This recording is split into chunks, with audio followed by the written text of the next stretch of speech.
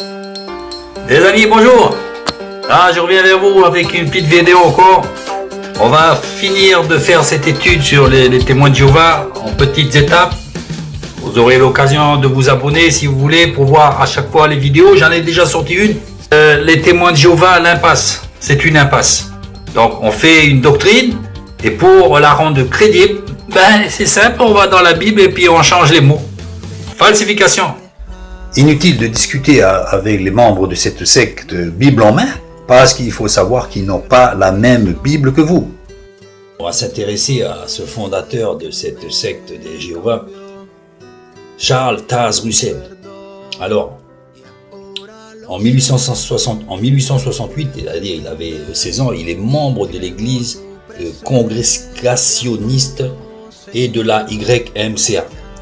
Russell s'interroge sur la question de la damnation.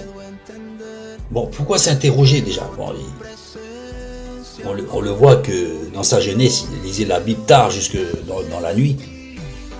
C'est pas un gage de sainteté. C'est pas un gage.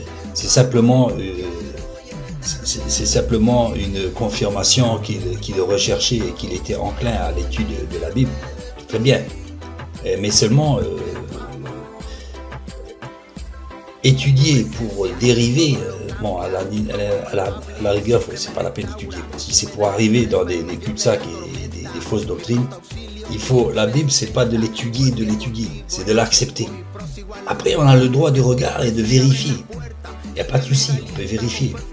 Et vous n'allez pas tarder, je pense, à vérifier et à voir que la Bible est vraie. Mais là, qu'est-ce qui se passe? Il n'accepte pas la théorie claire et nette de la damnation. La Bible nous parle de la damnation. Je le rappelle que Dieu n'envoie personne en enfer. Personne, mais que c'est nous-mêmes qui, de par notre position de refus de cette main tendue au travers du salut gratuit en Jésus-Christ et notre persistance dans notre vie dissolue, nous mène en enfer. Pas Dieu, nous. Donc la damnation, c'est un concept chrétien qui est déjà établi et qu'on n'a pas à discuter et ni à chercher. C'est un fait établi. Donc, il commence à chanceler sa foi. Sa foi commence à chanceler. Pourquoi? Alors que les versets sont clairs et nets. Les versets sont là dans la Bible. Donc, on voit déjà là un refus. La Bible est claire, mais sa foi chancelle. La Bible est claire sur ces points-là, mais sa foi chancelle. Vers l'âge de 18 ans, Russell rencontre un prêcheur adventiste. Voilà, on cherche ailleurs. Qui ravive sa foi perdue, c'est bien. Mais sur quelle base? Ensuite, il rentre en contact avec des idées de George Storr, qui devient l'un de ses principaux maîtres. Maître, déjà, ça pose à la confusion d'avoir des maîtres. Nous ne sommes pas sur la terre pour avoir des maîtres. Notre seul maître à nous, c'est ça. C'est la Bible.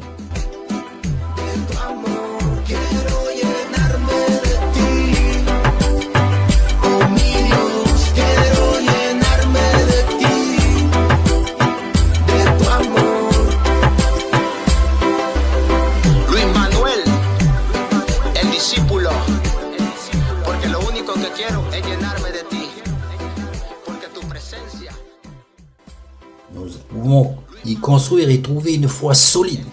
La Bible est notre seul maître. Et la Bible, c'est Jésus.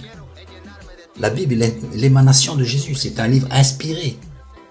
Elle est maintes fois confirmée, même encore aujourd'hui. Nous pouvons y trouver et puiser une foi solide et sûre. Et je vous y engage. Donc, malgré ces années, ces jours et ces heures certainement d'études, sa foi a chancelé. D'où la preuve que le grand nombre d'études ne peut pas amener forcément à une foi ancrée et solide. Donc on n'a pas accepté la personne de Jésus-Christ. Quelles sont les idées de Storr et de George Stanstone? Ils ont convaincu Russell. Nous y voilà. Ils ont convaincu Russell que lors du millénium, tout vivant ou ressuscité aurait une possibilité de mériter la vie éternelle. Une autre erreur. On ne mérite pas la vie éternelle. On ne mérite pas. De par notre nature, nous méritons tous la mort. Car tous sont péchés et sont privés de la gloire de Dieu. Mais le don gratuit, le salut est une grâce, c'est un fondement biblique impérissable.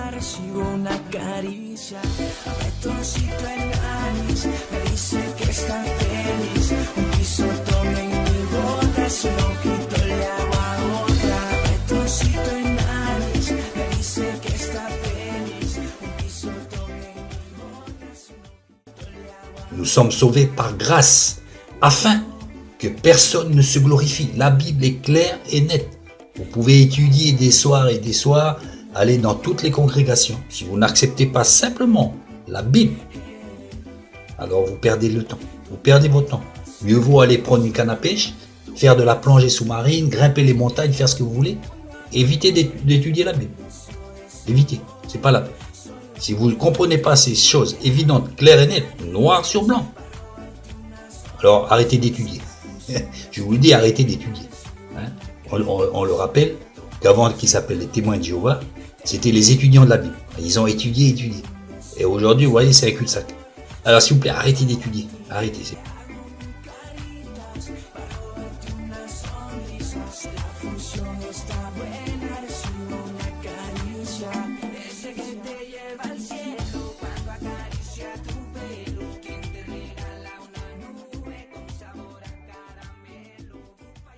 Nous, la confirmation que cet homme, avec ce grand nombre d'études, n'avait pas une foi claire, ferme et établie, et enracinée. Il ne l'avait pas. Il cherchait toutes sortes, comme nous dit la Bible. Il cherchait. Dans les derniers temps, les gens chercheront toutes sortes de docteurs, de foules de personnes, pour essayer encore et encore, alors que la Bible a des milliers d'années, a été vérifiée et confirmée. Ils cherchent encore. Ce sont des gens qui veulent aller plus loin que les vérités établies. On pourrait leur dire, depuis des siècles, on sait que 2 et 2 font 4.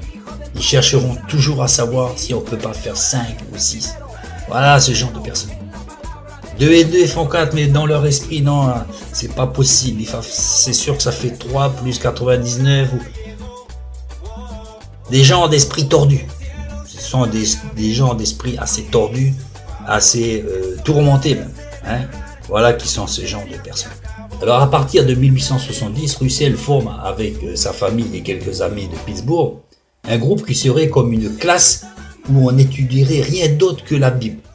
Une classe où on n'étudierait rien d'autre que la Bible, mais à la lecture des publications des chrétiens adventistes. Vous voyez? Alors déjà, je ne sais pas comment il va étudier la Bible, il a déjà gobé des tas de contre-vérités, maintenant il veut lire la Bible. C'est exactement ce qu'il a fait. Il a fait un copier-coller de la Bible de 1811 de King James. Il a fait un copier-coller et ensuite il a mis ses erreurs dedans. Et ensuite il a été voir les originaux. Vous voyez? Donc il met la charrue avant les bœufs. Au lieu d'étudier la Bible, il cherche d'autres moyens pour ensuite y retourner. Non, voilà. Voilà qui est Charles Russell. On n'étudie pas la Bible à la lumière des doctrines d'autres religions. On laisse tomber les doctrines, mais on lit la Bible comme ça avec un cœur vide. Pas rempli de préjugés ou quoi que ce soit. Donc, à la lumière des publications des chrétiens adventistes, puis des adventistes de l'âge. Donc, adventistes, puis adventistes de l'âge à venir. Auquel Storr s'était rallié. Vous voyez? Voilà, il écoute Storr, puis Storr se rallie à une autre idée, mais lui, il suit encore Storr. Hein, vous voyez? Donc, ceux-ci ont convaincu que les Juifs seraient restaurés en tant que peuple en Palestine. Alors, je le rappelle là aussi, ils se laissent convaincre. Et convaincre de quoi? Alors là c'est un peu le bouquet final. Ils se laissent convaincre par les idées comme quoi les Juifs reviendront en Palestine, alors que c'est marqué clairement dans la Bible que Dieu rétablirait le peuple d'Israël dans son pays. Je les ramènerai. Et ces versets sont clairs et nets, donc il n'y a pas besoin de se faire convaincre par quiconque, c'est déjà marqué dans la Bible. Donc, d'où la preuve que son grand nombre d'heures d'études n'a servi pratiquement à rien, parce qu'il se laisse convaincre à droite, à gauche. Et cela a été confirmé, puisqu'en 14 mai 1948 est né, je dirais, institutionnellement, l'État juif d'Israël. Donc le retour, la parole de Dieu s'est encore confirmée. Levanto la mano siempre siempre en el cielo. Aunque tenga errores y desilusiones, que tu presencia nunca me abandone. Y sobre todo que me dé aliento. Tú eres mi paz, también mi sustento. Levanta la mano para el Rey soberano. Ce qui est étonnant, c'est qu'on voit déjà qu'à partir de 1881, on voit apparaître une nouvelle immigration des juifs laïcs et nationalistes vers la terre de Palestine. Donc ces choses-là sont déjà établies. Et on rappelle qu'à ce moment-là, il y avait déjà des journaux. Bon, en français, la Three Worlds and the Harvest of this World, en français, c'est les trois mondes et la récolte de ce monde. Un livre de 1877 par Charles Taze Russell, écrit par Nelson Barbour. Alors, bien que les deux noms soient mentionnés dans ce livre, ce livre a été fait entièrement par Barbour. Entièrement. Un ancien milléniste.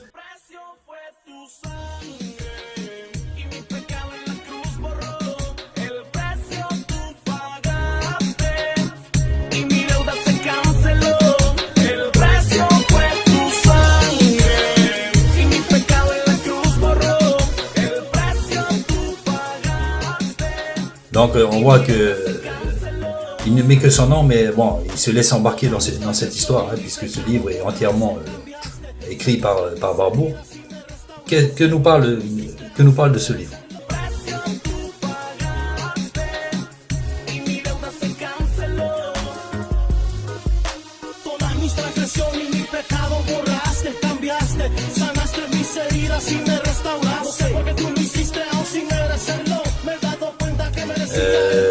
C'est un élément de chronologie biblique, de spéculation et d'eschatologie prophétique. Donc voilà, c'est de la spéculation, dans le but de promouvoir la croyance qu'il sera possible de déterminer le calendrier de Dieu relatif à la seconde venue de Jésus.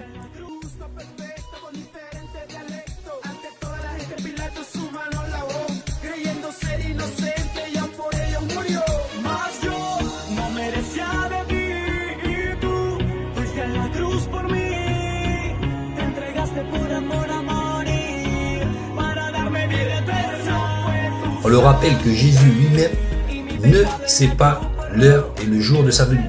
Mais eux, ils en ont ici. Et c'est pour cela que par la suite, on verra que de nombreuses reprises, les témoins de Jéhovah se sont trompés dans les dates du retour de Jésus. La Bible est claire que personne ne pourra savoir cette date, mais eux, ils s'évertuent, ils perdent encore toujours cette manie chez les Jéhovah de perdre du temps infini dans des études bibliques. Ça, c'est vraiment la marque de fabrique des Jéhovah. La perte de temps dans les études bibliques.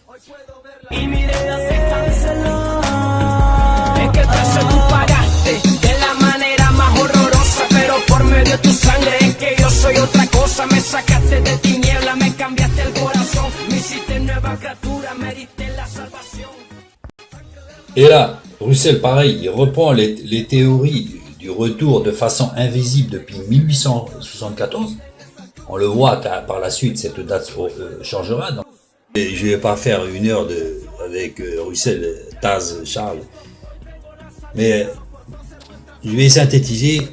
En 1879, en juillet, à la suite d'un désaccord profond avec Barbour. Alors ça valait la peine. Il a passé des années avec Barbour pour finir avec un désaccord profond. Donc lui, il lui faut des années pour faire des fausses doctrines et même des années à comprendre qu'il avait un désaccord. Donc on se demande pourquoi il a fait des tas de choses s'il était en désaccord. On fait des choses ensemble pour s'apercevoir qu'on est en désaccord. C'est quelque chose qui est assez bizarre. Alors qu'est-ce qu'il fait? Il a toujours la démangeaison. Il fait paraître le premier numéro de la tour de garde. Voilà.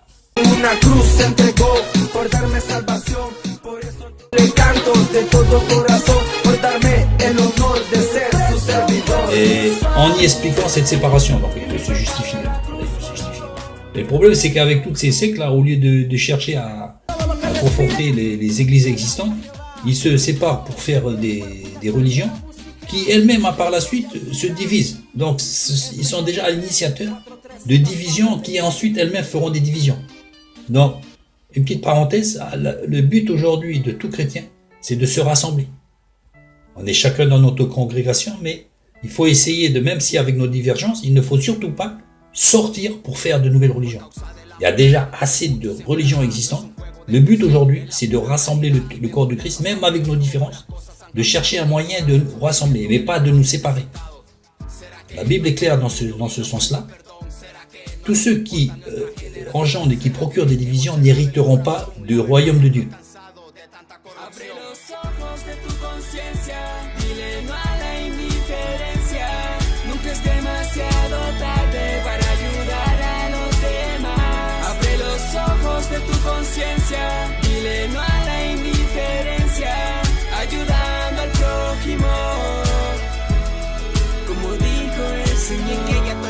Quelque chose d'intéressant aussi, bon, il se brouille en 79 avec Barbour, pourtant la tour de garde annonce entre 1880 et 1881 que les étudiants de la Bible pourraient être enlevés au ciel en octobre 1914.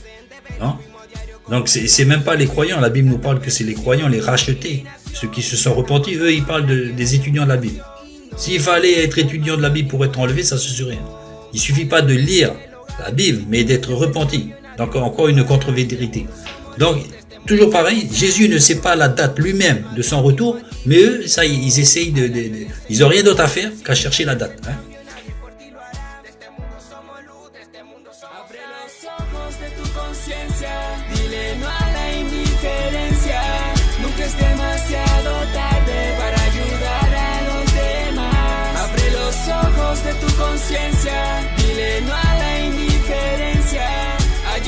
Il pourrait être enlevé au ciel en octobre 1914. Après, il commence à nuancer ses propos.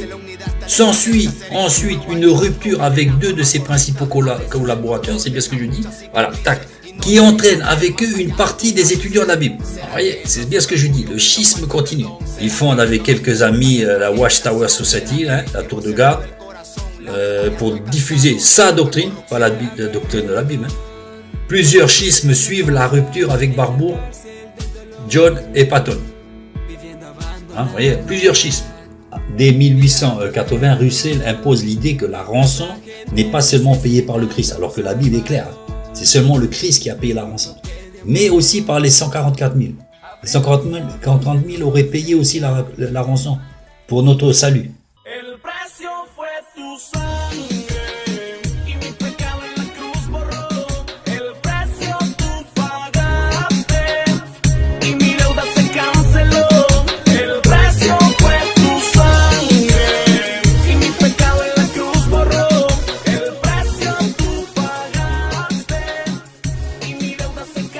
Donc, je ne sais pas comment il fait.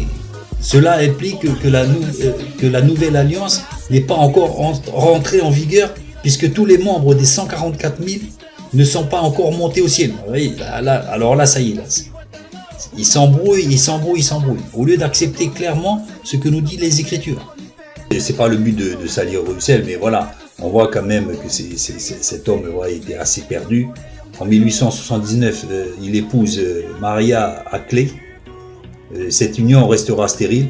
En 1894, Maria se plaint ouvertement des relations que son mari entretient avec Rose Ball, une jeune employée du siège central. Faire attention à faire des religions des sièges centrales, parce qu'après on a un peu des yeux sur les secrétaires centrales. Hein. Et avec une servante du nom d'Emily. Voilà, donc ça conduit le couple à la séparation. Donc le motif de cruauté mentale est également retenu par la Cour. La Cour a retenu quand même le motif de cruauté mentale. Et on peut le comprendre. Hein, quand on voit qu'il impose certaines idées, qu'il veut imposer certaines idées. Et le divorce est prononcé au tort exclusif de Russell. Hein, donc voilà qui est le créateur des témoins de Jéhovah. Donc je vais arrêter là. Je pense que c'est assez explicite. C'est un parcours tourmenté.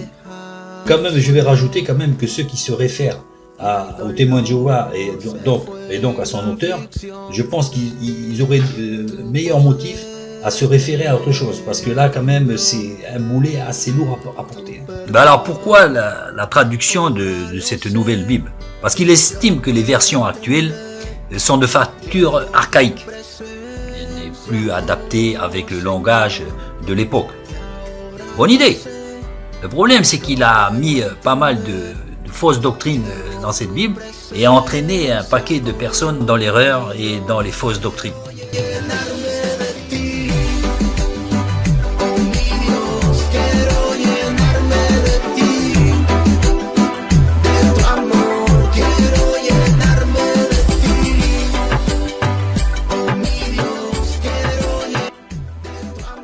Donc l'idée parfois est bonne, mais le résultat est surprenant. Donc faisons attention à de fameuses bonnes idées. La traduction du Monde Nouveau a été traduite justement par un comité des témoins de Jéhovah dévoués.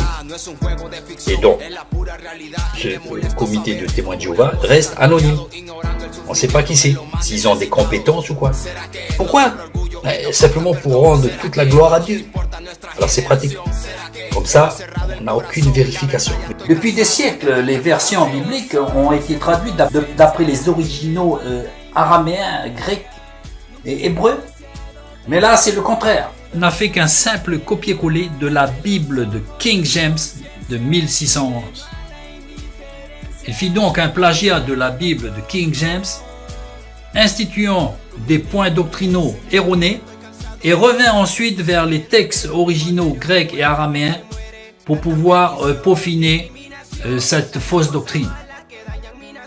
Vous voulez quelques points de preuve? Les voici. Dans Genèse chapitre 1, verset 2, au commencement, l'Esprit de Dieu se mouvait sur la terre. L'Esprit de Dieu, L'esprit ou le souffle devient la force agissante de Dieu. La société des témoins de Jéhovah a inséré de nombreux changements afin de s'efforcer de rendre valides les doctrines non chrétiennes des témoins de Jéhovah. Ils rejettent la croyance de l'esprit comme une personne. Donc qu'est-ce qu'on va faire? On va changer la Bible, on va changer le mot esprit en mettant la force agissante de Dieu. Il y a l'esprit. Voilà la première erreur. Et vous n'allez pas chercher loin. C'est dans le premier livre de la Bible.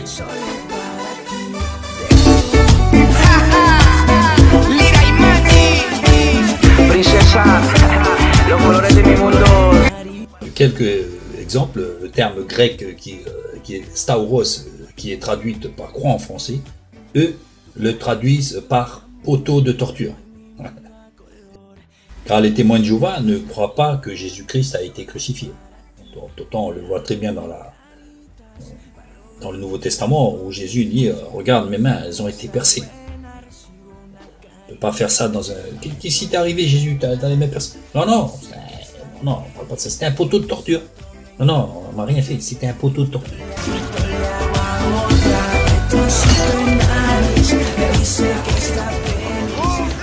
Oui, mais tes mains, elles ont été percées. C'est un poteau de torture, je te dis. Hein? Ah, il faut réfléchir. Il faut réfléchir.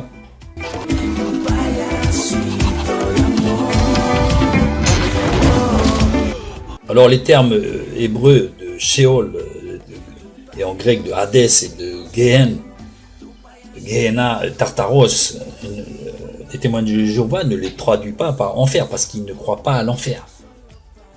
Ils ne croient pas à l'enfer. Pourtant, Jésus nous montre clairement que le riche souffrait dans les flammes de l'enfer. Le riche, vous savez, l'histoire avec le pauvre Lazare. Donc, vous l'appelez comme vous voulez, mais c'est l'enfer. C'est un éloignement de Dieu. C'est un éloignement de Dieu et une souffrance éternelle. Donc, ils ont un problème avec des points de vérité. Hein.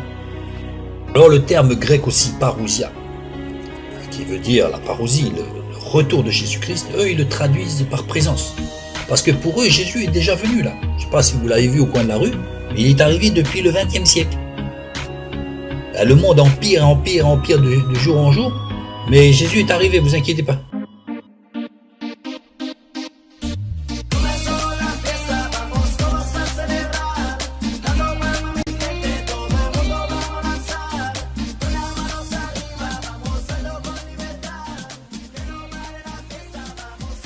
Donc, je ne sais pas si vous l'avez vu au coin de la rue, Jésus, mais il est arrivé depuis le début du XXe siècle.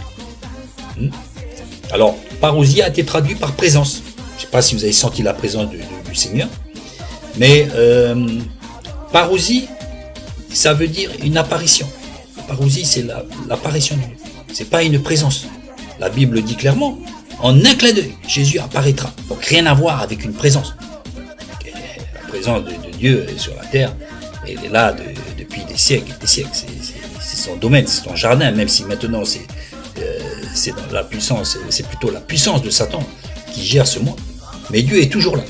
Il se retire, je pense, de plus en plus parce que l'homme a préféré les ténèbres que la lumière. Mais un jour, Dieu reprendra son jardin, Dieu reprendra la terre, vous inquiétez pas. Et c'est justement lors de cette parousie, de cette venue de Christ. Donc c'est rien à voir avec une présence, c'est une apparition soudaine, l'apparition.